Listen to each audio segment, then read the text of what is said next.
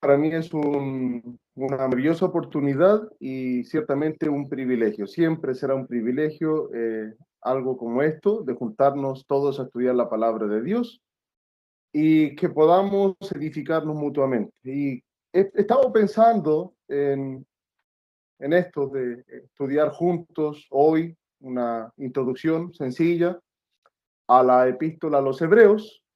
Creo que puede servirnos mucho. Y entonces, de una vez, les invito a todos a ir conmigo a Hebreos. Vamos a hacer una introducción. Queremos que esta introducción pueda motivarnos a hacer muchos más estudios. Hay mucho que aprender en esta maravillosa epístola, muy pertinente en determinado caso, ¿no? Cuando se requiere ánimo, cuando se requiere enfocarnos más en Jesucristo y dejar de mirar tantas cosas dolorosas y tristes que nos están rodeando todos. Así es que les invito a todos a Hebreos, abra su Biblia conmigo y vayamos a esta epístola a los Hebreos. Creemos que una frase que puede resumir el contenido de la epístola puede ser esta: puestos los ojos en Jesús, puestos los ojos en Jesús. ¿En qué capítulo de Hebreos estará esta frase? ¿Qué capítulo? ¿Qué versículo? Tal vez una de las frases más famosas del Nuevo Testamento. Capítulo 12, versículo 2, puestos los ojos en Jesús. Hebreos, entonces, frase clave, puestos los ojos en Jesús. El propósito del autor será enfocar la mente, la mirada de su auditorio en la persona y la obra de Jesucristo. Y esto lo va haciendo durante la epístola una y otra vez. Por ejemplo, presentando la superioridad de Jesucristo, su preeminencia en contraste con Moisés, con Josué, con Aarón, con el antiguo sacerdocio levítico. Todo lo que Cristo trajo es superior, mejor, mayor. Son conceptos claves en esta epístola. Veamos eso. Capítulo 3, versículo 1. Leo en la Biblia de las Américas. Por tanto, hermanos santos, participantes del llamamiento celestial. Vea esta frase poderosa. Necesitamos hablar así más nosotros hoy.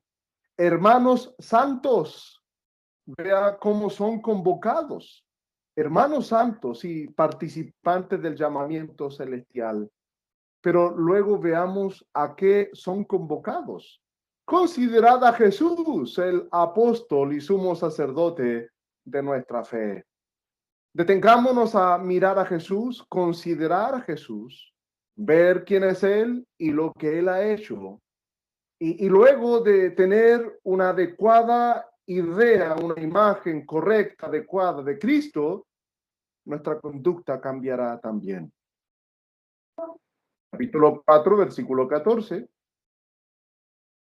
Teniendo pues un gran sumo sacerdote que trascendió los cielos, Jesús, el Hijo de Dios, retengamos nuestra fe. Retengamos nuestra fe no por lo que dice el hermano, no por lo que dice la iglesia, no por la tradición, no por los sentimientos, sino por Cristo, lo que Él ha hecho. ¿Quién es Él? Esa idea clara de Cristo y de su obra debe motivarnos a retener nuestra fe.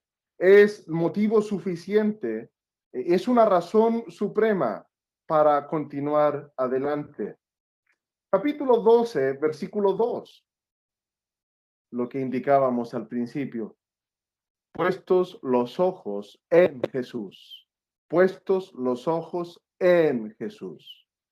Si ponemos los ojos en cualquier hombre, ya sean nuestros políticos, ya sean nuestros parientes, ya sea el predicador, podemos encontrar razones para desanimarnos. Podemos encontrar razones porque solo Cristo puede darnos las razones suficientes y puede darnos la motivación completa para poder continuar adelante. Debemos poner los ojos en Él. No debemos distraernos por la tribulación, por la adversidad, por el dolor. Estamos sintiendo cosas que son sumamente dolorosas y la tendencia al desánimo es tremenda. Pero si ponemos los ojos en Jesús y su obra, lo que pasa pierde valor, queda invalidado naturalmente por la supremacía de Jesucristo. Estamos enfocando a nuestro Señor. Necesitamos recordarnos esto cada día. Debemos tener este pasaje y otros presentes siempre, porque comenzamos bien el día cuando ponemos los ojos en Jesús y el transcurso del día y la finalización de nuestro día. Ese día a día, la vida nuestra transcurre saludablemente en lo espiritual cuando estamos poniendo los ojos en Jesús. Puestos los ojos en Jesús, el autor. ¿Quién es él? Es el autor. Es el pionero que ha abierto paso para llevarnos a la gloria. Debemos seguir sus pisadas. Es el que ha consumado o ha realizado esta fe que nosotros ahora profesamos. ¿Y qué hizo él? Bueno, él murió por nosotros. Y él, cuando moría y estaba sufriendo en la cruz, pensó en el gozo que vendría a consecuencia de su sangre, de su sufrimiento, quien por el gozo puesto delante de él soportó la cruz, menospreciando la vergüenza, y ahora está sentado a la diestra del trono de Dios. Pongamos los ojos en Jesús, el autor y consumador de la fe. Queremos ver 5 elementos de la epístola. Creo yo que si hacemos esto, tendremos una panorámica muy adecuada que luego nos permite adentrarnos, ya sea personalmente, grupalmente, ya sea familiarmente, ya sea la iglesia. Todo estudio puede facilitarse cuando tenemos una idea clara de estos elementos que componen un libro: autor, auditorio, ocasión, tema y aplicación. Como verán, es algo muy sencillo. Queremos nosotros con esto hacer una introducción. Queremos al final de la lección, todos nosotros tener una claridad del autor, el propósito del autor, el tema de la epístola, qué fue la ocasión que motivó al autor, inspirado por Dios, a escribir la epístola, qué auditorio tenía él en mente, qué aplicaciones podemos hacer. Si tenemos esto claro, todo pasaje del libro se hace más fácil de entender, se hace más fácil de compartir con otros. Por lo tanto, con esto en mente, ahora sí, ya comenzamos. Autor, auditorio, ocasión, tema, aplicación de la epístola a los hebreos. ¿Les parece? ¿Vamos bien? Ok, entonces, comenzamos. Cuando queremos enfocar el autor, ya tenemos un problema. Piensen lo siguiente. Hebreos capítulo 13, versículo 24. El autor dice: saludad a todos vuestros pastores y a todos los santos. Agrega: los de Italia os saludan. Los de Italia os saludan.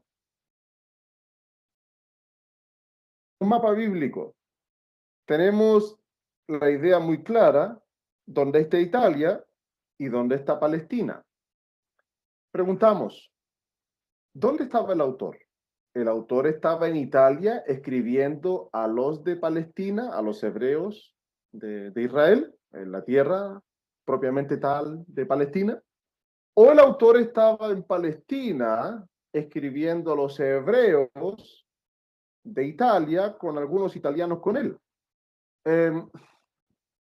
Eso a veces ha ocasionado cierto... hay algunas discusiones al respecto, pero creemos que lo más natural sería pensar que el autor está en Italia, está escribiendo desde algún lugar de Italia, y que los que están con él envían saludos a los hermanos hebreos que están en Palestina. Eso sería lo más natural, pienso yo, para interpretar la epístola.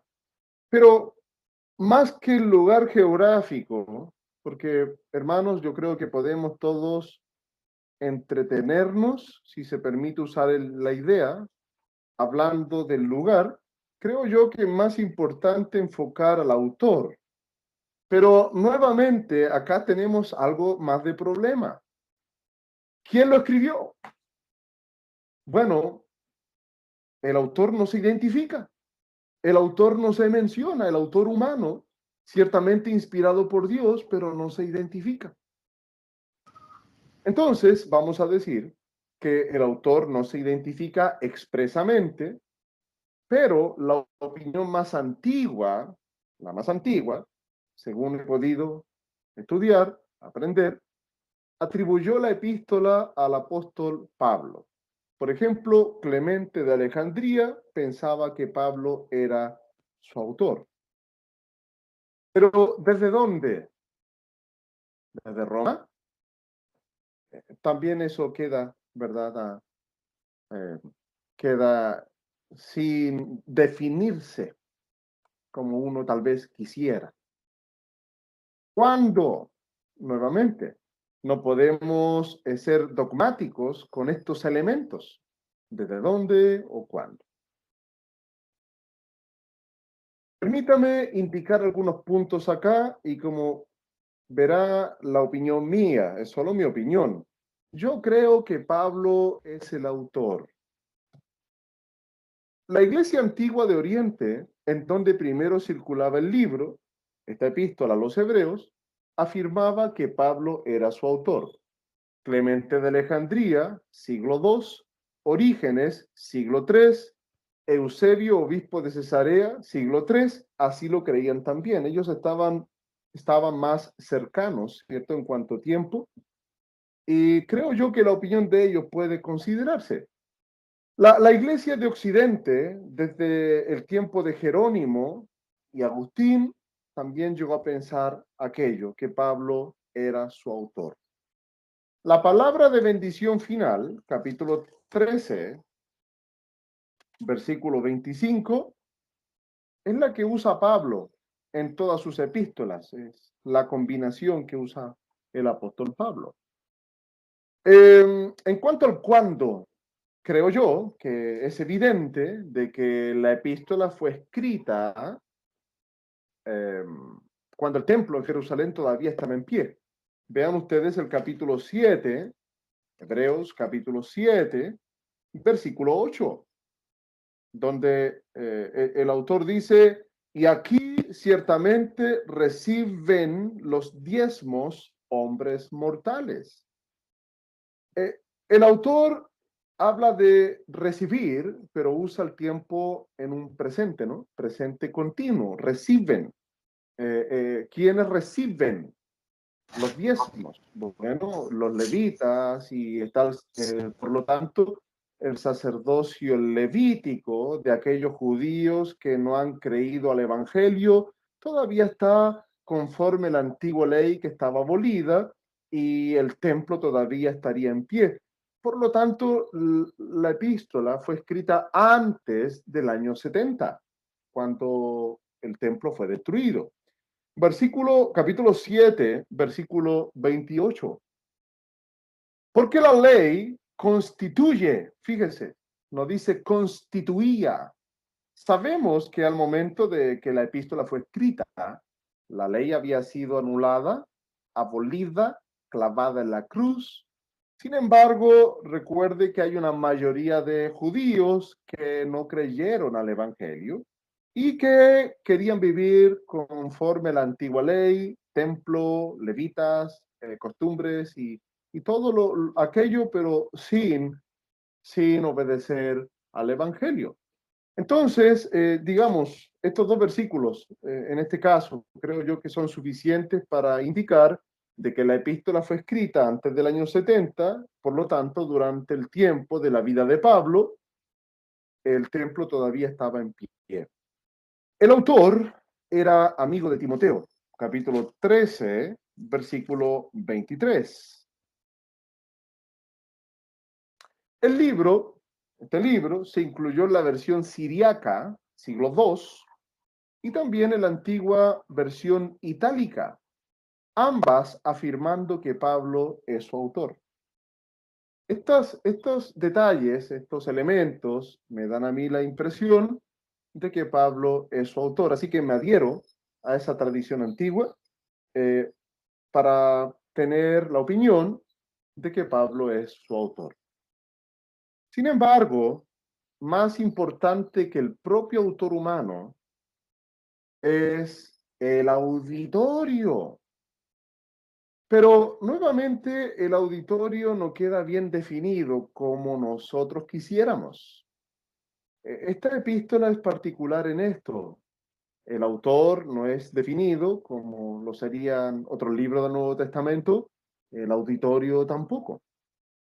Así como el autor es incierto, el auditorio específico de esta epístola también lo es. Pero, los primeros lectores de este libro sabemos que eran cristianos judíos que fueron confrontados, presionados por un dilema. O dejar atrás Jerusalén con el sistema legal judío y enfrentar la persecución de sus compatriotas, o dejar la gracia del Evangelio por el ambiente más cómodo del judaísmo y perder así la salvación.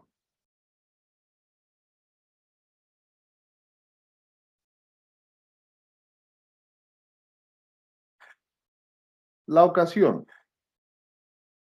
La epístola fue escrita en un momento de gran persecución, de mucha presión, de una presión tremenda que sentían estos hermanos judíos por sus paisanos incrédulos, y es por eso que a ellos el autor les dirá, capítulo 3, versículo 1, por tanto, hermanos santos, participantes del llamamiento celestial, considerad al apóstol y sumo sacerdote de nuestra profesión, Cristo Jesús. A ellos el autor les dirá, capítulo 12, versículo 2, puestos los ojos en Jesús, el autor y consumador de la fe, el cual por el gozo puesto delante de él sufrió la cruz, menospreciando el oprobio, y se sentó a la diestra del trono de Dios. El autor, amados hermanos, meditemos en esto. El autor pintó un retrato magnífico de nuestro Señor Jesucristo, diciendo, considerad a Jesús, puestos los ojos en Jesús. Dicho de otro modo, al ver a Jesús en toda su gloria, poder y majestad, ¿cómo podría alguien pensar en apartarse de él? Ilustrémoslo de la siguiente manera. Los hermanos hebreos podrían preguntarse lo siguiente: ¿por qué debemos continuar sufriendo? ¿Qué tenemos que puede motivarnos a soportar estos tiempos difíciles y duras persecuciones? ¿Qué tenemos nosotros? ¿Qué tenemos para sufrir, para soportar y sufrir con gozo? En respuesta a esta pregunta, el autor inspirado les dijo, tenemos un sumo sacerdote.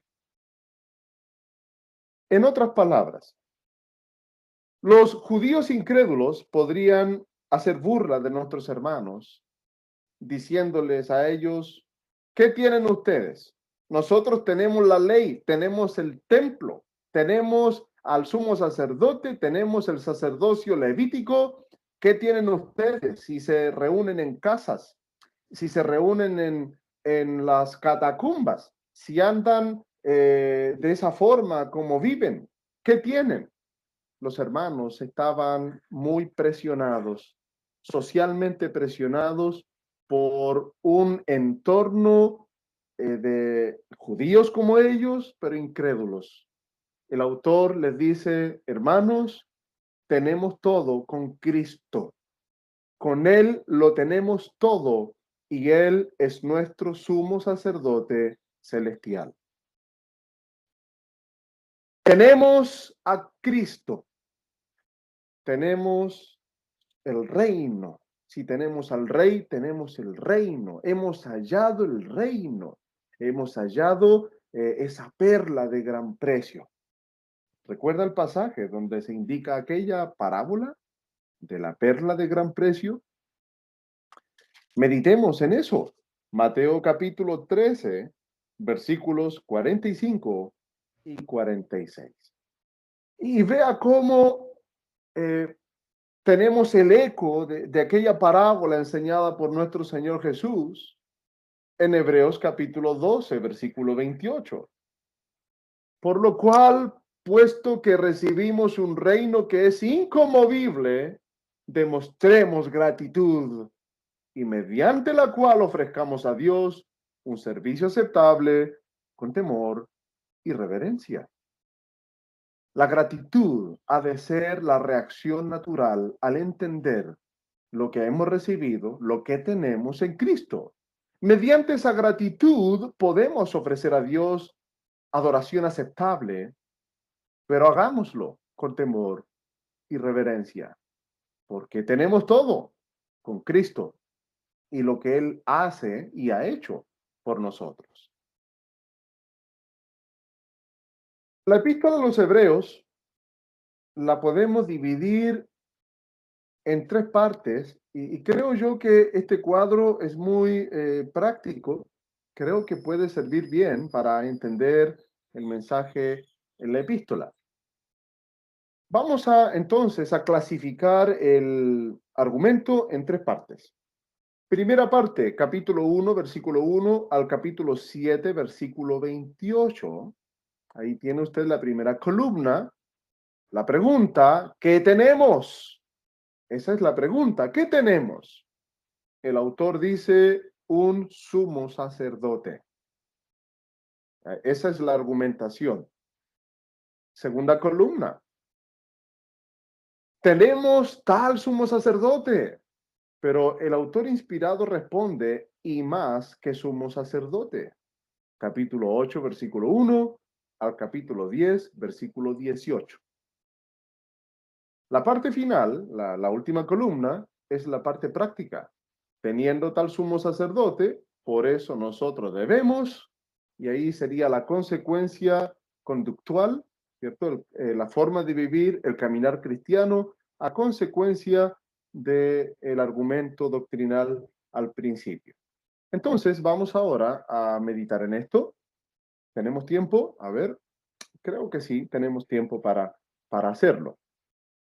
Vamos con lo primero. ¿Qué tenemos? Bueno, tenemos un sumo sacerdote, capítulo 1, versículos 3 y 4, que es divino.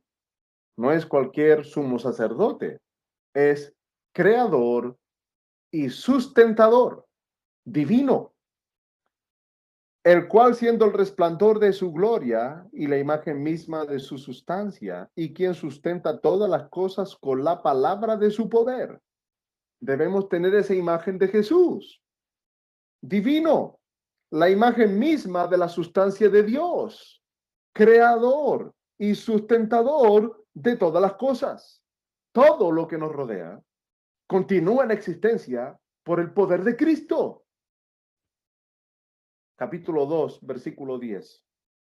Pero no solo creador y sustentador, porque nuestro sumo sacerdote es nuestro Salvador. Capítulo 2, versículo 10. Porque convenía a aquel por cuya causa son todas las cosas, y por quien todas las cosas subsisten, que habiendo de llevar muchos hijos a la gloria, perfeccionase por aflicciones al autor de la salvación de ellos.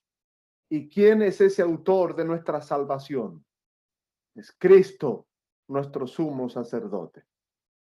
Pero no solo divino y salvador, sino también apóstol de Dios. Es el enviado especial de Dios. Capítulo 3, versículo 1. Por tanto, hermanos santos, participantes del llamamiento celestial, considerad al apóstol y sumo sacerdote de nuestra profesión, Cristo Jesús. Pero también es perfecto. Capítulo 4, versículo 15. Porque no tenemos un sumo sacerdote que no pueda compadecerse de nuestras debilidades, sino uno que fue tentado en todo según nuestra semejanza, pero sin pecado. Nuestro sumo sacerdote es eterno. Capítulo 7, versículo 3. Sin padre, sin madre, sin genealogía, que ni tiene principio de días ni fin de vida, sino hecho semejante al Hijo de Dios, permanece sacerdote para siempre. Eterno, figurado en Melquisedec, y conforme a quien es sumo sacerdote. Eterno, sin principio, sin final. Y nos conviene tener tal sumo sacerdote, capítulo 7, versículo 26. Porque tal sumo sacerdote nos convenía, santo, inocente, sin mancha, apartado de los pecadores y hecho más sublime que los cielos. ¿Qué tenemos? Un sumo sacerdote, divino, salvador, apóstol, perfecto, eterno y que nos conviene. Tenemos tal sumo sacerdote y más que sumo sacerdote, porque nuestro sumo sacerdote también es rey. Capítulo 8, versículo 1. Ahora bien, el punto principal de lo que venimos diciendo es que tenemos tal sumo sacerdote, el cual se sentó a la diestra del trono de la majestad en los cielos. ¿Quién se sentaría en el trono sino el rey? Y tenemos un sumo sacerdote que comparte el trono de Dios el Padre. No solo divino, sino también rey. Y ministro celestial. Capítulo 8, versículo 2. Ministro del santuario y de aquel verdadero tabernáculo que levantó el Señor y no el hombre. Creo yo que el autor, por el Espíritu, hace una diferencia entre el santuario celestial, los cielos, y el tabernáculo. Si esa es la idea, yo creo que es la idea, este tabernáculo corresponde a la iglesia. Ministro, tenemos tal sumo sacerdote y más que sumo sacerdote, porque también es rey, ministro celestial y además mediador de un pacto que es mejor que el antiguo pacto. Capítulo 8, versículo 6. Pero ahora tanto mejor ministerio es el suyo, cuanto es mediador de un mejor pacto, establecido sobre mejores promesas. Un ejercicio les invito a todos, les animo que participe en su casa luego, como una tarea a conciencia. Busque en la epístola ese concepto de mejor, superior, mayor. Y tenemos ahí una panorámica maravillosa de la superioridad de Cristo que se reitera y en contraste con todo lo anterior. La superioridad de Cristo y su nuevo pacto. Capítulo 9, versículo 13 y 14. Nuestro Señor es a la vez el sacrificio. No hay otro. Este es el completo, perfecto. Es el sacrificio definitivo. El sacrificio inmaculado. Hebreos capítulo 9, versículos 13 y 14. Porque si la sangre de los toros y de los machos cabríos y las cenizas de la becerra rociadas a los inmundos santifican para la purificación de la carne, cuanto más la sangre de Cristo, el cual mediante el Espíritu Eterno se ofreció a sí mismo sin mancha a Dios, limpiará vuestras conciencias de obras muertas para que sirváis al Dios vivo. ¿Cuánta sangre se derramó bajo el antiguo pacto? Sin tomar en cuenta la época patriarcal, pero hablemos del antiguo pacto, la época mosaica, el tiempo en que Israel, el Israel físico, era el pueblo de Dios. ¿Puede usted imaginar cuánta sangre se derramaba? ¡Qué tremendo! Sin embargo, esa sangre no podía quitar el pecado. Esa sangre no podía dar el perdón real. Proveyó un perdón ritual, un perdón ceremonial, pero un animal no podía morir para salvarme a mí. Fue necesaria la sangre de Jesús, nuestro Señor, para que nosotros pudiésemos alcanzar el perdón de los pecados. Y por eso la sangre de toros, machos cabríos, santificaba, sí, pero ritualmente. Pero la sangre de Cristo limpia la conciencia de obras muertas para que podamos servir al Dios vivo. Se restaura la relación que se perdió un día en el jardín del Edén. Capítulo 10, versículo 4, porque la sangre de los toros y de los machos cabríos no puede quitar los pecados. Capítulo 9, versículo 24. Porque no entró Cristo en el santuario hecho de mano, figura del verdadero, sino en el cielo mismo para presentarse ahora por nosotros ante Dios. ¿Puede ver la superioridad de Cristo y de su nuevo pacto? ¿Puede contemplar todo lo que tenemos en Él? ¿Cuánta bendición tenemos en Cristo? ¿Qué tenemos? Un sumo sacerdote divino, salvador, apóstol, perfecto, eterno y que nos conviene. Pero tenemos tal sumo sacerdote y más que sumo sacerdote, porque también es rey, ministro celestial, mediador de un mejor pacto, sacrificio inmaculado y nuestra entrada en los cielos. Teniendo tal sumo sacerdote, nosotros debemos caminar de una manera digna de él y de su nuevo pacto. Por eso debemos ahora considerar la parte práctica de la epístola. ¿Qué debemos hacer nosotros? ¿Cómo debiésemos reaccionar frente a Jesús? Debemos acercarnos, capítulo 10, versículo 22. Acerquémonos con corazón sincero, en plena certidumbre de fe, purificados los corazones de mala conciencia y lavados los cuerpos con agua pura. Debemos mantener firme, capítulo 10, versículo 23.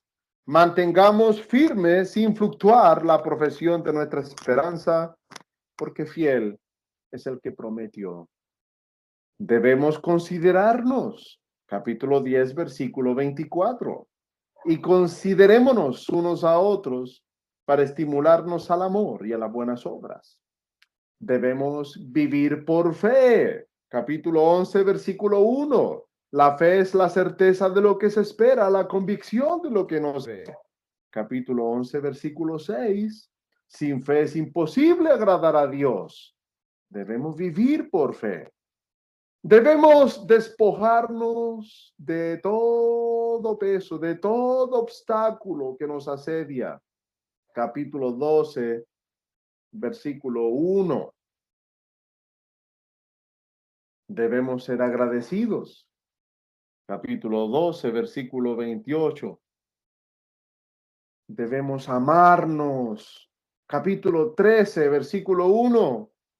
Permanezca el amor fraternal. Debemos salir a Cristo. Debemos salir a Él. No debemos arraigarnos a este mundo. Arraigarnos en el caso de los hebreos. ¿Puede usted tener una idea de la tradición, del apego a 1500 años de historia?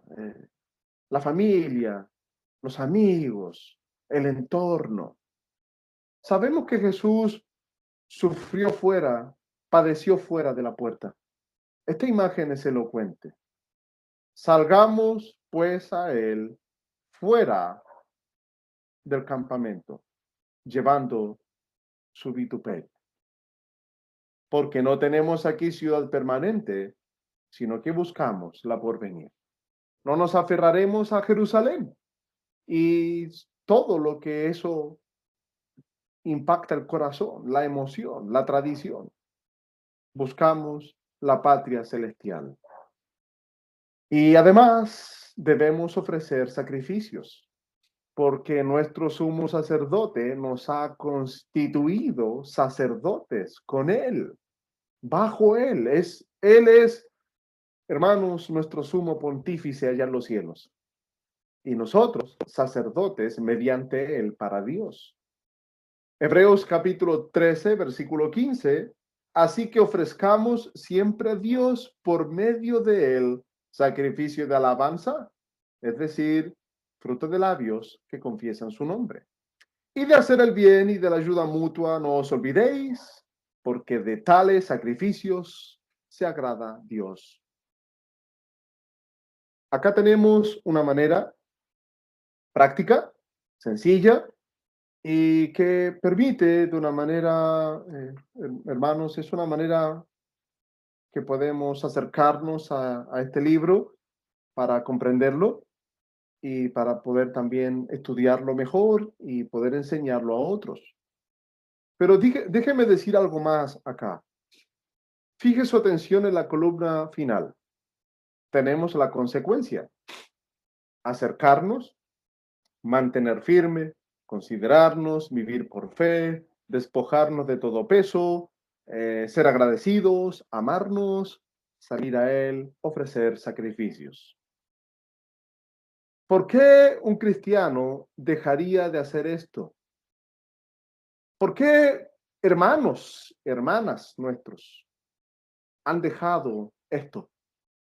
Ya no se acercan, ya no mantienen firme, ya no hay consideración para el pueblo de Dios, ya no viven por fe, ya no son agradecidos, ya no expresan amor a sus hermanos, ya no salen, sino que se aferran al mundo, ya no ofrecen sacrificios. Creo yo que cuando aquello sucede es porque hemos dejado de mirar a Cristo, su eminencia, su grandeza, su gloria. Pero cuando enfocamos a Jesús adecuadamente y miramos quién es Él, lo que ha hecho, su gloria, su majestad, sus bendiciones, la consecuencia será la de la columna tercera.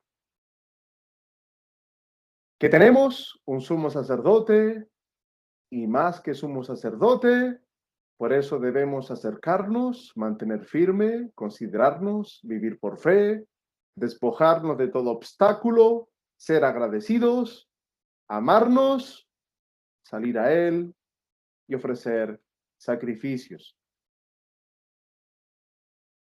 Hebreos capítulo 12, versículo 2. Puestos los ojos en Jesús, el autor y consumador de la fe. Él es Jesús. Él es aquel que murió para salvarme a mí. Sufrió la cruz, sufrió por nosotros, entregó su cuerpo, derramó su sangre para pagar el precio de nuestra redención. Y lo hizo menospreciando el oprobio para un día bendecirme a mí. y darnos esperanza, propósito con Dios, comunión con Dios. Y todavía en el cielo sigue trabajando para que podamos alcanzar comunión con Dios y podamos orar a Dios y podamos nosotros, mediante su intercesión, gozar de tanta bendición. Puestos los ojos en Jesús. Preguntamos, ¿ha dejado usted de poner sus ojos en Jesús, el autor y consumador de la fe? ¿Ha olvidado quién es Él? Necesitamos tal vez volver a releer, reestudiar, refrescar nuestra memoria con los relatos Mateo, Marcos, Lucas, Juan, que hablan de la obra de nuestro Señor Jesucristo. Tal vez su fe es fuerte y su vida está enfocada en Cristo, fundamentada en Él. Pero tal vez entre nosotros hay quien necesita volverse al Señor. Recordemos que cuando un hermano o una hermana deja de congregarse, comienza a separarse, es que mucho antes se había separado de Jesucristo. ¿Ha sucedido eso con nosotros? Si tal cosa ha sucedido, hoy es día de salvación. Podemos arrepentirnos, podemos confesar el pecado de haber dejado a nuestro sumo sacerdote apartándonos de él y podemos reintegrarnos al pueblo de Dios, a la comunión con Dios, si fuera el caso. Si hay amigos entre nosotros que desean estas bendiciones en Cristo Jesús, quieren tenerlo como sumo sacerdote y rey allá en los cielos, entonces díganos cómo podemos ayudarle para que obedezca a Cristo. Estamos totalmente dispuestos a aquello, entonces queremos que nos avisen y infórmenos cómo podemos ayudarles. Gracias a todos por su atención. Dios bendiga